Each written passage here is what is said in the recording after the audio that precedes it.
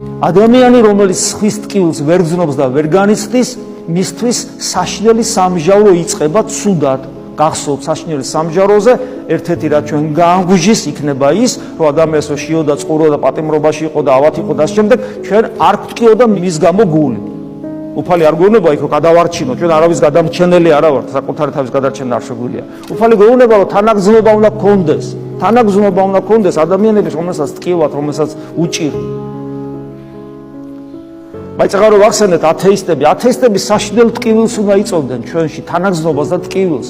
მით უმეტეს ეს ათეისტები ვიღაც ათეისტის მისიონერები კი არ არიან ინტერნეტში რომ კითხულობ და ინტერნეტში რომ გვესმის მათი შესახებ, არამედ ჩვენი ახლობლები არიან ჩვენს გარშემო ათეისტები.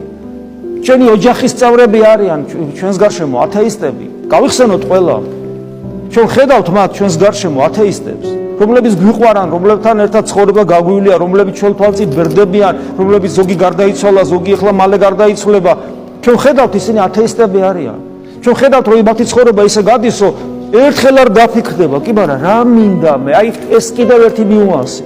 ადამიანი ისე ბერდება, რომ არ იცის ცხოვრებაში ყველაზე მეტად რისი სურვილი აქვს, არ იცის. აი რომ კითხვა ადამიანს, აი ერთადერთი სურვილი უნდა განაცხადო, მხოლოდ ერთადერთი, ყველაზე მეტად რა გინდა მითხარი.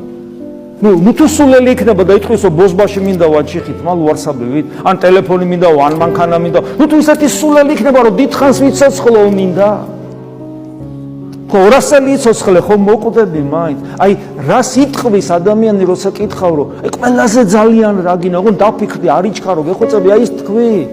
ნუ თუ ადამიანი ვერ უნდა მიხვდეს რომ მას ღმერთი უნდა, ნუ თუ ვერ უნდა მიხვდეს და როცა ადამიანი და ვერ ხვდებიან და შესაბამისად ცხოვრობენ, ესენი ჩვენი ახლობლები არიან და ჩვენ მათი უღმერთობა საშინლად უნდა გვტკიოდეს.